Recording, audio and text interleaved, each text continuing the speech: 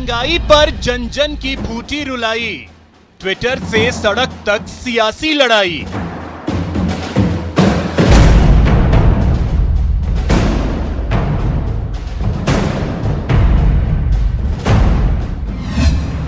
हाथ ने मुद्दे को बनाया हथियार, केंद्र पर चुन चुन कर किए वार।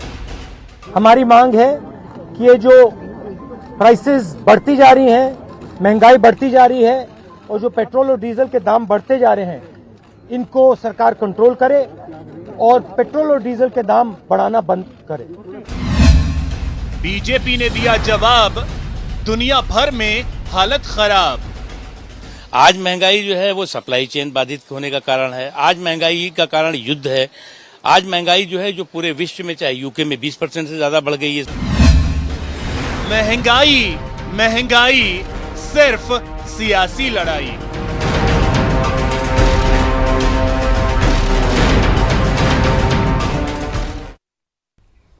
नमस्कार, आप देख रहे हैं न्यूज 18 राजस्थान। आपके साथ मैं हूं अभिषेक।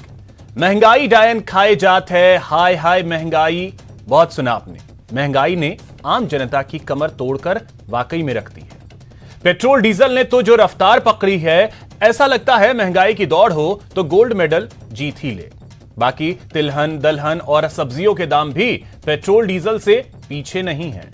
लेकिन महंगाई की एक खासियत भी है, यह सत्ता पक्ष को दिखाई नहीं देती और विपक्ष महंगाई के मुद्दे को लेकर सड़क पर उतरा है।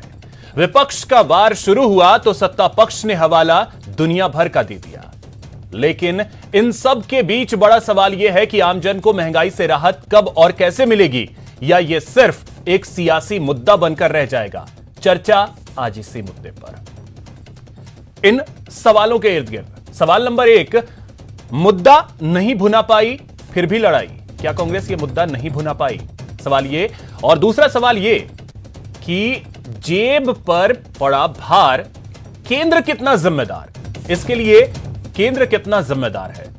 सवाल नंबर 3 की अगर बात की जाए तो महंगाई डायन नहीं करेगी पलायन, यानी महंगाई डायन कहीं जाने वाली नहीं है। इन्हीं सवालों के इर्द गिर्द तो हमारे साथ जो गेस्ट पैनल है, सबसे पहले परिचय करवा दूं। हमारे साथ जुड़ रहे हैं सुरेश गर्ग जी, बीजेपी नेता हैं। मिथिलेश जैमिनी जी, वरिष्ठ पत्रकार हैं। सर, आप दोनों का बहुत बहुत स्वागत है न्यूज 18 राजस्थान पर। सुरेश गर्ग जी, अभी जैसा मैंने इंट्रो में कहा कि महंगाई एक ऐसी डायन है जो सत्ता पक्ष को कभी नजर नहीं आती, ऐसा नहीं लगता? देखिए अभिषेक जी, निश्चित रूप से अभी पेट्रोल के भाव बढ़े हुए हैं, लेकिन मैं ये कहना चाह रहा हूँ कि पेट्रोल के भाव अभी इंटरनेशनल मार्केट के अंदर जो क्रूड ऑयल के दाम बढ़े हुए हैं उसकी वजह से बढ़े हुए हैं। आज इंटरनेशनल क्रूड ऑयल के दाम क्या है अभी सर? आज एक समस्या, $130 प्रति बैरल के लगभग क्रूड ऑयल के दाम है, उसकी वजह से महंगा पेट्रोल के दाम बढ़े हुए हैं। लेकिन मैं अभिषेक जी एक चीज कहना चाह रहा हूँ, 7 मार्च को थी 139, गवर्नमेंट ने सेंट्रल, अभिषेक जी बात तो सुनिए मेरी, 7 मार्च की थी, अब तो 100 से नीचे आ चुका है। अभिषेक जी सुनिए मेरी बात सुनिए, मैं ये कहना चाह रहा हूं कि एक्साइज ड्यूटी सेंट्रल गवर्नमेंट ने नहीं बढ़ाई है, जबकि राजस्थान गवर्नमेंट को जो पेट्रोल के भाव बढ़े हैं उसके अंदर 30% तो पेट्रोल के अंदर आपको मिल रहा है और 21% के लगभग उसमें डीजल में आपको वेट मिल रहा है। तो अगर मान लो 6 रुपए अगर पेट्रोल के भाव बढ़े हैं तो उसमें लगभग 2 रुपए से ₹2.25 तो राजस्थान सरकार को वेट के रूप में पैसा मिल रहा है। तो मैं ये कहना चाह रहा हूं कि राजस्थान सरकार क्यों जो एक एडिशनल पैसे की जो रेवेन्यू राजस्थान सरकार को हो रही है वेट के माध्यम से, केंद्र सरकार को 1 रुपया भी नहीं मिल रहा, लेकिन राजस्थान सरकार को जो वेट के माध्यम से 2 रुपए 2.5 रुपए पर लीटर का जो बेनिफिट हो रहा है वो तो राजस्थान की जनता को बेनिफिट दे दे। राजस्थान की जनता को आज एक तो सबसे महंगा पेट्रोल और डीजल खरीदना पड़ रहा है क्योंकि दूसरे राज्यों के अंदर वेट कम है और राजस्थान में वेट ज्यादा है। इसके बाद में जो अगर आज पेट्रोल की प्राइस बढ़ती है तो राजस्थान की प्राइस उससे ज्यादा बढ़ती है क्योंकि यहाँ पे वेट ज्यादा है। सुरेश जी, क्या महंगाई जो है वेट परसेंटेज के में अभिषेक जी वेट परसेंटेज में होने की वजह से राजस्थान को एडिशनल कमाई हो रही है, जो एडिशनल कमाई है वो जनता को दे दे वेट कम करके। इसी बीच मैं स्वागत करता हूं, प्रदीप चतुर्वेदी जी भी हमारे साथ जुड़ गए हैं, कांग्रेस नेता है। प्रदीप जी, बहुत स्वागत है आपका न्यूज 18 राजस्थान पर प्राइम डिबेट में। ठीक है सुरेश जी, अब एक और चीज आप बता दीजिए, तो जो महंगाई है उसके लिए जिम्मेदार कांग्रेस है। अभिषेक जी, मैं कहना चाह रहा हूं कि इंटरनेशनल मार्केट के अंदर क्रूड ऑयल के दाम बढ़े हुए हैं। इंटरनेशनल मार्केट में क्राइसिस चल रही है। आज यूक्रेन और सुरेश जी कहां बढ़े हुए हैं? 139 रूस का झगड़े देखो ना, रूस का झगड़ा चल रहा है प्रति बैरल था जो इंपोर्ट 7 मार्च को। आज की स्थिति यह है कि वो 100 से नीचे आ चुका है। अभिषेक जी, डॉलर प्राइस देखिए ना, आज 76 रुपए से ऊपर है डॉलर प्राइस। आप वो तो चीज देखिए ना, 76 रुपए से ऊपर डॉलर प्राइस है। और मैं दूसरा ये कहना चाह रहा हूं कि राजस्थान में वेट सबसे ज्यादा परसेंटेज के ऊपर वेट लेने की वजह से आपको वेट एडिशनल मिल रहा है, जबकि सेंट्रल गवर्नमेंट को पेट्रोल के दाम बढ़ाने से 1 रुपए के अभी फायदा नहीं हो रहा।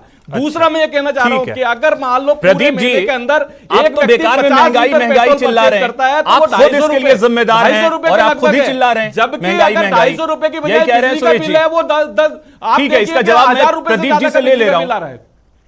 प्रदीप जी, महंगाई के तो जिम्मेदार आप खुद हैं, तो फिर आप क्यों चिल्ला रहे हैं महंगाई? अभिषेक जी, इस देश में जब से मोदी जी की सरकार आई है और जब से जेटली जी जब आपके वित्त मंत्री थे, उन्होंने जो जीएसटी का जो फार्मूला सुझाया था, वो जीएसटी हमारे देश की सबसे बड़ी महंगाई का कारण है।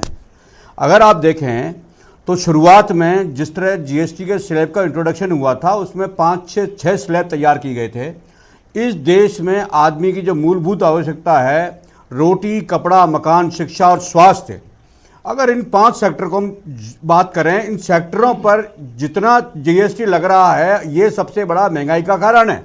ये मूलभूत आवश्यकता समाज के उस वर्ग की है जो गरीब है, जिसके पास साधन नहीं है, जिसके पास आमदनी के ज़्यादा साधन नहीं है। तो मेरा मानना यह है कि महंगाई के 5 बड़े कारण, 5 स्लैब, 3%, 5%, 10%, 12%, 18%, 28% का स्लैब शुरू किया। जब लोगों ने इसका विरोध किया, और आप देखिए कि आज एक चीज क्या परिणाम आ रहा है, जिक्र किया सुरेश जी ने कि 1.5 लाख पेट्रोल डीजल को लेकर के, अगर ठीक है जीएसटी पे अगर विस्तार से किसी दिन चर्चा होगी, उस पे भी करेंगे, जीएसटी पे विस्तार से चर्चा करेंगे। लेकिन अगर बात की जाए पेट्रोल डीजल के मामले में, तो मुझे बताइए, सबसे ज्यादा राजस्थान में आज मकान बनाने पर लोहा, सीमेंट, उस पर 18% टैक्स लग रहा है। महंगाई करने का कारण वैट जो है सबसे ज्यादा राजस्थान में लगता है ना। मैं समझता हूं मूलभूत आवश्यकताओं की 5 चीजों पर जीएसटी का जब तक समानीकरण और इसका सरलीकरण नहीं होगा, यह महंगाई कम नहीं हो सकती। और मोदी जी की सरकार को कमाई से मतलब है, वो इस देश के आम आदमी को, गरीब को कपड़ा, रोटी, मकान, शिक्षा और सरकार को 5 राज्यों के अंदर परिणाम दे दिए साहब, ये महंगाई कम नहीं होगी। और इसका प्रभाव राजस्थानों पर, राजस्थान जो ठीक है, वैट पे तो आपने कुछ बोला नहीं प्रदीप जी, वैट पे तो कुछ बोल दीजिए जी। वैट पे वैट मैं क्या कह रहा हूं आपसे कि राज्य सरकारों के संसाधन सीमित हैं, उनके पास सिवाय वैट के और कोई साधन नहीं बन रहा है। तो और भी जो है, अब देखिए श्रीगंगानगर में पेट्रोल, हम तो ये चाह रहे हैं कि जो एडिशनल कमाई कर रहे हैं वो वापस कर दे। अब सवाल ये है कि केंद्र सरकार कमाने में लगी है, जी इनसे बोलिए जो एडिशनल कमाई हो रही है ना वो वापस कर दे। हम ये नहीं चाह रहे कि आप वेट कम कर दें, जो एडिशनल कमाई हो रही है ना वो वापस कर दे। जो एडिशनल कमाई जो हो रही है ना वो वापस कर दे। बिल्कुल ढांचा है जो जनता को जो है आप आर्थिक बोझ जो ज्यादा डाल रहे हो ना उसको वापस कर दे। जो एडिशनल कमाई हो रही है ना उसको वापस कर दे जनता को। जो आपके वेट के माध्यम से जो एडिशनल कमाई कर रहे हो ना वो जनता को वापस कर दे। मेरी बात करने में पीछे बोलेंगे तो मैं इनको भी नहीं बोलने दूंगा। अगर मैं कह रहा हूं कि जनता को वापस करें, जो ज्यादा कमाई हो रही है दिया, ये मुझे बोलने दें। अच्छा ठीक है, अब आप दोनों 1 मिनट के लिए रुक जाइए। अब आप दोनों 1 मिनट के लिए बोलेंगे तो बहस नहीं हो सकती। मिथिलेश जी, एक कमेंट के लिए मैं आपके पास आ रहा हूं। क्या ये बड़ी हकीकत है कि महंगाई जो है अब सिर्फ और सिर्फ एक सियासी मुद्दा बनकर के रह गया है, और इसका असर भी ज्यादा हमने नहीं देखा है? अगर हालिया चुनावों को हम देखें तो महंगाई से शायद लोग भी उतना वास्ता नहीं रख रहे हैं। देखिए अभिषेक जी, आज ही आपने आंकड़े जारी हुए हैं कि हर राजस्थानी पे जो कर्ज है 38,000 से बढ़कर 83,000 हो गया। जो कर्ज जब आदमी झेलने की कैपेसिटी बढ़ जाती है तो जो इन्फ्लेशन रेट है, जो महंगाई है, उसे झेलने की क्षमता भी बढ़ जाती है। अर्थशास्त्र का सिद्धांत है। इसीलिए महंगाई सियासी मुद्दा नहीं है। इसके पीछे जो आज प्रदर्शन आप दिखा रहे हैं, इसके पीछे है कहीं ना कहीं पीके प्रशांत किशोर। क्योंकि प्रशांत किशोर जब मोदी जी को सत्ता में लाए थे तब उन्होंने एक नारा दिया था, बहुत हुई महंगाई की मार, अब की बार मोदी सरकार। तो वही अपना पुराना वेपन अब वो राहुल गांधी के जरिए इंडिया में लॉन्च करने जा रहे हैं। अब उसका कितना रिजल्ट आएगा वो दूर की बात है, लेकिन महंगाई के साथ साथ जो अनएम्प्लॉयमेंट है, आज ही आपने देखा कि 80,000 बेरोजगारों का राजस्थान में बेरोजगारी भत्ता इसलिए बंद हो गया कि उन्हें 4 घंटे नौकरी करने जाना है। अब वो बेरोजगार पढ़ाई करे या 4 घंटे जॉब पे जाए अगर उसे नौकरी चाहिए तो, क्योंकि नौकरी बहुत मुश्किल है। हम जान रहे हैं क्या हालात है राजस्थान में। रीट की एग्जाम कैंसिल हो गए, 20 लाख युवा बेरोजगार घूम रहे, नौकरी की इंतजार है। उन्हें एक महंगाई भत्ता मिलता था, उसको 4 घंटे, जो ब्यूरोक्रेसी है, चाहे राजस्थान की हो चाहे सेंट्रल गवर्नमेंट की हो, ये महंगाई के लिए कहीं न कहीं ब्यूरोक्रेसी जिम्मेदार है, क्योंकि अनएम्प्लॉयमेंट महंगाई के साथ एक डबल कोड में खास काम करता है। अब जो मेन इश्यू है कि महंगाई बढ़ क्यों रही है, महंगाई बढ़ने के साथ साथ एक दूसरा है कि हमारा प्लेजर इंडेक्स घट गया है। जो कंज्यूमर, जो खाद्य उपभोक्ता सूचकांक, मूल्य सूचकांक है, वो बढ़ रहा है, लेकिन हमारा खुशी रहने का जो जज्बा है वो घटता जा रहा है। भूटान से हम नीचे आ गए, 136 हमारी रैंक आ गई।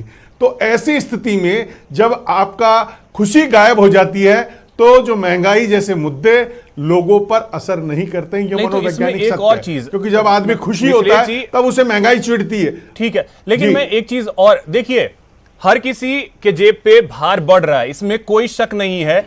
सिर्फ पेट्रोल डीजल ही नहीं, अगर डीजल के दाम बढ़ेंगे तो उसकी वजह से हर चीज के दाम बढ़ेंगे। आज देखिए सब्जियों की स्थिति यह है कि घर में जहां पहले 4 सब्जियां बनती थी, अब 1 सब्जी पे। सरसों तेल के दाम अगर देख ले 250 रुपए लीटर, ये स्थिति है। अगर कोई एग्रीकल्चर से जो रिलेटेड आदमी है तो वो ये जानता है कि 15 मार्च से लेके 15 अप्रैल एक ऐसा पीरियड होता है जब नई सब्जी आने में, उसका प्रोडक्शन आने में थोड़ा टाइम लगता है, हर टाइम थोड़ी महंगी रहती है। लेकिन अगर आप देखें सर, एक अमेरिका के कृषि वैज्ञानिक ने बहुत बड़ी भविष्यवाणी की थी, अभिषेक जी। उसने कहा था कि 2022 के बाद में जितने भी संसाधन है, भौतिक सुख सुविधाओं के, टीवी, गाड़ी, मोबाइल, ये तो रोड पर बिकेंगे और खाने वाली जो चीजें हैं वो शोरूमों में बिकेगी, क्योंकि जो पीढ़ी है, हमारी नई जनरेशन है, वो खेत में काम करना नहीं चाहती है पूरी दुनिया का। और वो कहीं ना कहीं उस कृषि वैज्ञानिक की भविष्यवाणी सत्य होती नजर आ रही है। राजस्थान तो भाग्यशाली है कि यहाँ का कृषि मंत्री सुबह जाके खेत में काम करता है, खुद काश्तकार है। लेकिन तमाम आज के जो यूथ हैं जी, ठीक है, जो तमाम यूथ है वो खेत से दूर जा रहे हैं, तो युवा पीढ़ी को खेत से जोड़ना होगा, खेत से रोजगार निकालना पड़ेगा। और जो देवीलाल जी ने एक नारा दिया था, कहां दिया जा रहा है, ये भी तो बड़ी सच्चाई है कि उस तरफ ध्यान भी देवीलाल जी ने एक नारा दिया था इस महंगाई को रोकने के लिए, हर तन को कपड़ा, हर खाद को काम, हर खेत को पानी, हर पेट को रोटी, बाकी बात खोटी। ठीक है सुरेश गर्ग जी, अब एक चीज देखिए, बार बार आप क्रूड ऑयल का भले ही जिक्र कर दें, केंद्र सरकार को फायदा नहीं हो रहा, पैसे नहीं ले रही, ये जिक्र आप जरूर कर सकते हैं, लेकिन इस बात से आप कैसे इनकार कर सकते हैं कि आज सरसों के तेल की कीमत जो है वो 250 रुपए प्रति लीटर, 1 लीटर की कीमत 250 रुपए। चीनी महंगा, गेहूं महंगा, आटा महंगा, दाल महंगा, मतलब दाल रोटी खाने के लाले पड़ रहे हैं। अभिषेक जी, फसल कई बार क्या, फसल प्रॉपर प्रोडक्शन फसल का नहीं होता, तो उस वजह से भी महंगाई बढ़ जाती है। जैसे अभी ये बता रहे थे, जैमिनी जी खुद बता रहे थे कि मार्च और अप्रैल का जो महीना है उसके अंदर प्रोडक्शन सब्जियों का इनका कम होता है, कम होने की वजह से सब्जियों के इनके भाव बढ़ जाते हैं, तो महंगाई इधर उस वजह से है। तो आज भी मैं अगर आप पूरे इंडिया के परिवेश में, सरसों के दाम, सरसों तेल के दाम आज से नहीं बढ़े, पूरे इंडिया में पूरे इंडिया के परिवेश के अंदर देखा जाए तो महंगाई दर अभी भी 6% के लगभग है, जो कि आरबीआई ने जो एक गाइडलाइन जारी कर रखी है ना 4% से 6% के, उसके बियॉन्ड नहीं है, अभी भी 6% के लगभग है। लेकिन पूरे विश्व के परिप्रेक्ष्य में देखें तो पूरे विश्व के अंदर महंगाई दर कहीं पे 20% है, कहीं पे 8% है, कहीं पे 10% है। वो इस तरह से महंगाई दर बढ़ी हुई है। अपने इंडिया के पड़ोसी राज्यों के अंदर देखिए, उनकी तो खस्ता हालत हो रही है।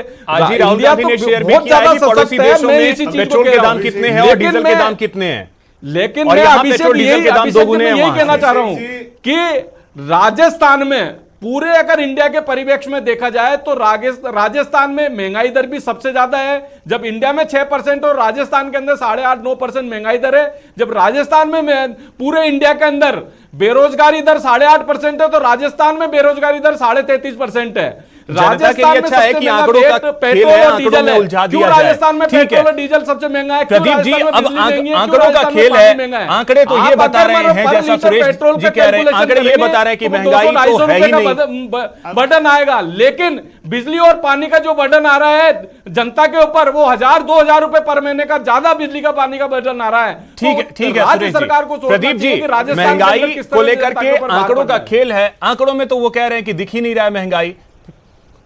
अभिषेक जी, मैं कुछ कहना चाहूंगा कि सरकार को आंकड़े और भैंस को कांकड़े बहुत प्यारे होते हैं, इसलिए बातें करते रहते हैं, लेकिन सच्चाई यह है कि तमाम राजनेता किसानों के वोट लेने के लिए कहते हैं कि स्वामीनाथन आयोग की रिपोर्ट लगेगी। एमएसपी में सरसों 7300 रुपए बिक रही है, तो सरसों का तेल 250 रुपए बिकेगा, इसमें कैसे क्या बुराई है? जब आप कहते हैं गेहूं खरीदिए, एमएसपी 28 रुपए किलो गेहूं खरीदेंगे तो 32 रुपए किलो आटा मिलेगा, कहां महंगाई है? तो ये राजनेता जो दोहरी चाल खेलते हैं, किसानों के लिए एमएसपी की मांग मार रहे थे, एमएसपी पे तो यही है, फिर कांग्रेस के सड़क पे उतरने का कोई फायदा है नहीं, उसमें वैल्यू एडिशन होगा। कांग्रेस भी कर रही है कि अब फिर सड़क पे उतरने का कोई फायदा है नहीं। प्रदीप जी, सड़क पे उतरने का तो कोई फायदा है नहीं। देखिए अभिषेक जी, मेरी बात समझिए, इस देश में पेट्रोल और टोल टैक्स की कीमतें बढ़ती जा रही हैं। 1 अप्रैल से फिर टोल टैक्स की कीमतें बढ़ रही हैं, पेट्रोल पे जीएसटी बढ़ रहा है। आप समझिए कि जब ये स्थिति बन रही है, और राज्य सरकार ने, मुख्यमंत्री जी ने इस बजट में घोषणा की थी कि इस प्रदेश के 1 करोड़ 20 लाख बिजली के उपभोक्ताओं को 50 यूनिट फ्री देने का जो कार्यक्रम है, कल से वो लागू हो रहा है। ये महंगाई में एक बहुत बड़ी राहत गरीब तबके को और लोगों को दी जा रही है। सरकार अपने वचन से पीछे नहीं हट रही है कि गरीबों को किस तरह लाभ दिया जाए, किस तरह उनको समायोजित किया जाए, लेकिन सवाल यह है कि इस जीएसटी का दायरा हर साल बढ़ रहा है, उसकी डिपॉजिट बढ़ रही है, 150 लाख करोड़ का जीएसटी कलेक्शन कर रही है केंद्र सरकार। समस्या बेरोजगारी बढ़ रही है, समाधान ये है कि हम जनता को फ्री देते चले जाएं, फ्री बिजली दें, फ्री अनाज दें, फ्री रोटी कपड़ा मकान की बेसिक मूल्य जनता भी तो पंगु हो जाएगी। दरकिनार करते हुए अगर जीएसटी कलेक्शन बढ़ा रही है तो ये सरकार गला दबा रही है, लोगों को लूट रही है, और ये चलने वाला नहीं है। मैं आपसे ये पूछ रहा हूं, सरकार को संज्ञान लेकर जी, इसका भी तो आप क्लियर जवाब दीजिए, क्या लोगों ने बेरोजगारी है किसी चीज का? और इस कठिन महंगाई के दौर में प्रदीप जी, क्या किसी समस्या का समाधान है फ्री देना? देखिए, ये अभिषेक जी, ये सियासतदारों की सबसे घटिया चाल है कि वो फ्री में लोगों को चीजें खिला खिला के इस देश की अर्थव्यवस्था को खोखला कर रहे हैं। यही कारण है कि सरकारों के कर्ज पर कर्ज पड़ रहे हैं। राजस्थान सरकार पर 5 लाख करोड़ तक का ब्याज जो कर्ज बढ़ गया है, और जो जितनी घोषणाएं अभी की है बजट में, उनको पूरा करने के लिए फिर लोन लेंगे। लोन किस पे जाएगा? आम राजस्थानी पे। तो ये सरकार जो राजनीति में बैठे, चाहे बीजेपी वाले चाहे कांग्रेस वाले हो, इन्हें आम जनता के भविष्य की कोई चिंता नहीं है। इन्हें केवल सियासत पर वोटों की फसल काटनी है। वही मैं प्रदीप जी से भी जानना चाह रहा था, क्या फ्री देते रहना, फ्री देना, ये किसी समस्या का समाधान है? केंद्र सरकार 100 करोड़ लोगों को 2-5 किलो अनाज देने की जो नाटक करती है, ये क्या उचित है? मुझे बताइए। अगर ये देने की बात हो रही है तो सिर्फ वोटर को जिंदा रखने का प्रयास किया जा रहा है। उसकी क्वालिटी लाइफ, उसकी एजुकेशन, उसकी हेल्थ, उसके प्रोस्पेक्ट के बारे में कोई बात नहीं कर रही है। वोटर को जिंदा रखना, वोटर को जिंदा रखने का काम सिर्फ केंद्र सरकार कर रही है। ये कोई तरीका है? कांग्रेस की तरह भारतीय जनता पार्टी नाटक नहीं करती वोटर को जिंदा रखा जाए, उसको क्वालिटी लाइफ देने की बात नहीं हो रही है। और देखिए, ये उचित नहीं है कि साथी जब ये बोलते हैं, मैं बीच में नहीं बोलता हूं। अगर इस तरह बोलेंगे तो मैं उनको बहस नहीं करने दूंगा। इन्होंने कहा कि 150 सुरेश जी, उनका रिप्लाई आप कर लीजिएगा, लेकिन सिंपल हर महीने मिला 150 यूनिट वाला भी इनकी घोषणाएं चली गई। इन्होंने कहा कि किसानों मेरे बोलते बीच में नहीं बोले। अगर इस तरह बोलेंगे तो मैं इनको नहीं बोलने दूंगा। इन्होंने कहा कि बिल्कुल नहीं बोलने दूंगा इनको। आप इनको बोलेंगे बेरोजगारी भत्ता बेरोजगारों को मुझे मिलेगा। आपने मुझे बुलाया है? सुरेश जी, रिलैक्स, सुरेश जी रिलैक्स, भेदभाव कर रहे हैं। मैंने इनको बोलने दिया, लेकिन मुझे नहीं बोलने दे रहे। हर बार होती है, और भाजपा का जो देता है तो भी आता है करने के बाद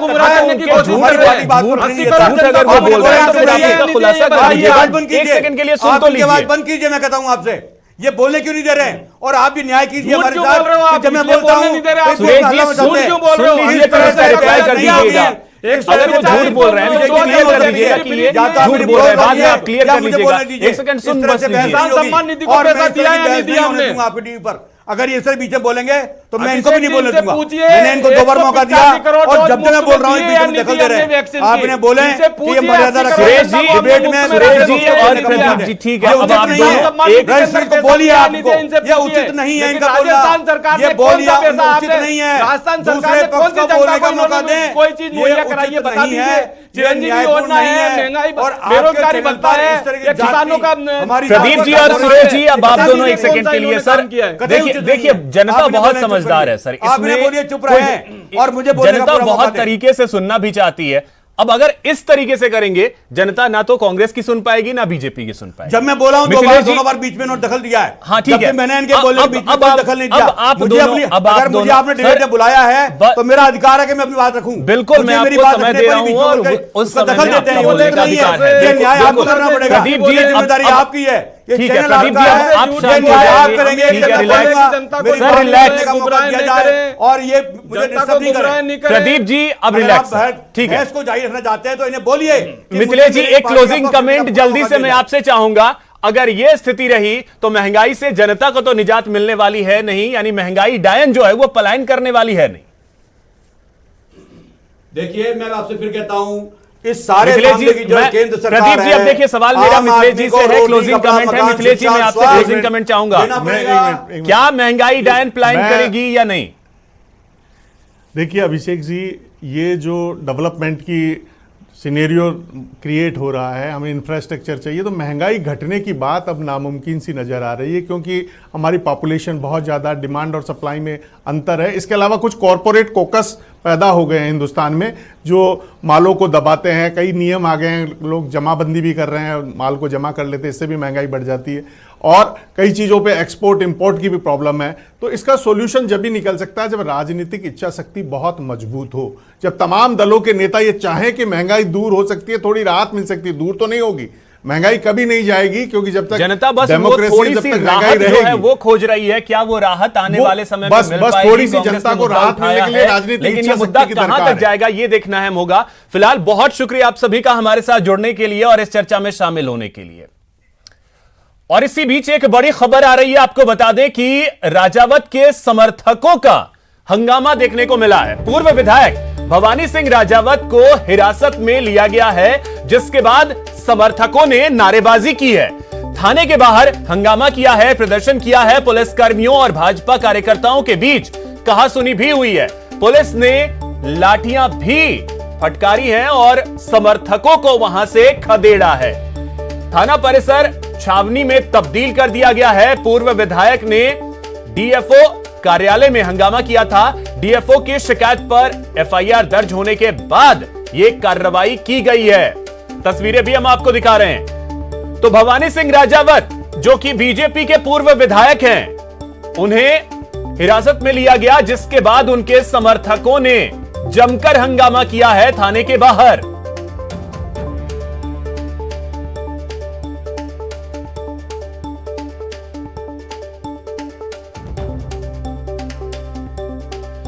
तो राजावत के समर्थकों ने हंगामा किया है, पुलिस ने लाठियां फटकारी है और जो उनके समर्थक हैं उनको वहां से खदेड़ा है। डीएफओ की शिकायत पर एफआईआर दर्ज हुई, जिसके बाद यह कार्रवाई की गई है और पूर्व विधायक भवानी सिंह राजावत को हिरासत में लिया गया है।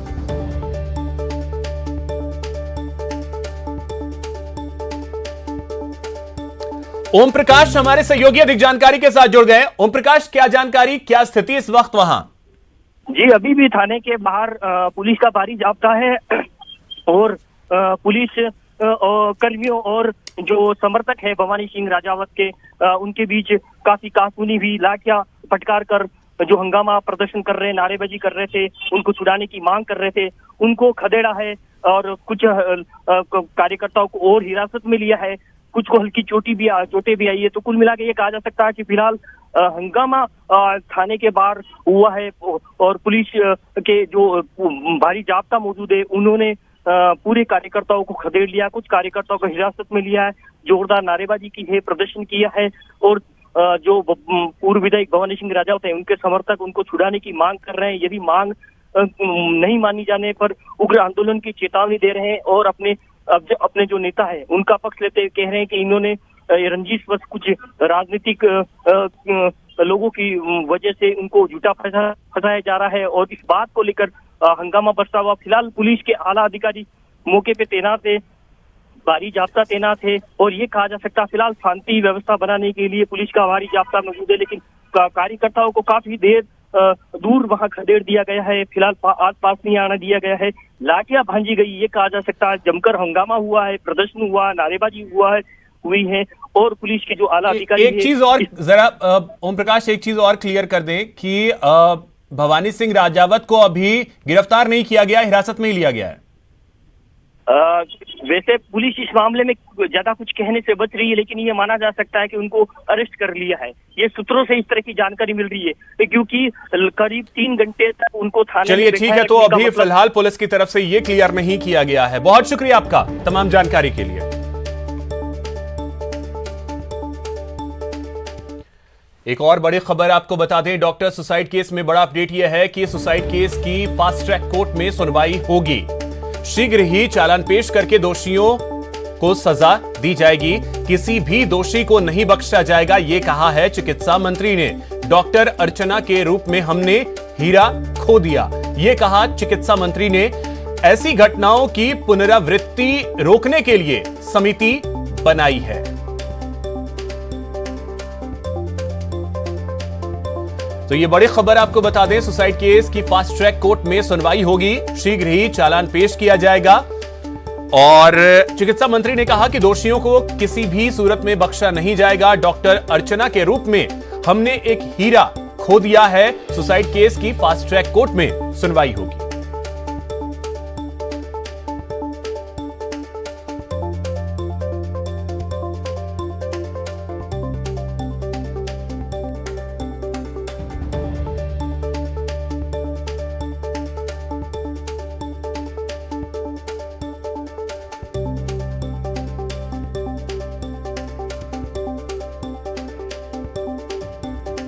अधिक जानकारी के साथ सहयोगी आशीष हमारे साथ जुड़ गए हैं। आशीष, क्या जानकारी, फास्ट ट्रैक कोर्ट में सुनवाई होगी? बिल्कुल निश्चित रूप से चिकित्सा मंत्री प्रसादी लाल मीणा अभी लालसोट पहुंचे हैं। उन्होंने एक बड़ा बयान दिया है कि तो doctor Archana Sharma suicide case इस पूरे मामले की जो सुनवाई है वो फास्ट ट्रैक कोर्ट में होगी और फास्ट ट्रैक कोर्ट के माध्यम से पुलिस शीघ्र चालान पेश करेगी। जितने भी आरोपी हैं उन्हें पहले जो वीडियो है उस दिन के घटना के जिस दिन किया गया था उस वीडियो के आधार पर जो आरोपी है उनको गिरफ्तार किया जाएगा और उसके बाद में शीघ्र चालान पेश किया जाएगा और पूरे प्रकरण की जो सुनवाई है वो फास्ट ट्रैक कोर्ट में होगी ताकि जल्दी से जल्दी इस पूरे मामले की सुनवाई पूरी हो और जो दोषी लोग हैं उनको सजा मिल सके। प्रसादी लाल मीणा ने यह कहा है कि डॉक्टरों में विश्वास पुनः स्थापित करने के लिए बहुत शुक्रिया आशीष आपका तमाम जानकारी के लिए। फिलहाल इतना ही, नमस्कार।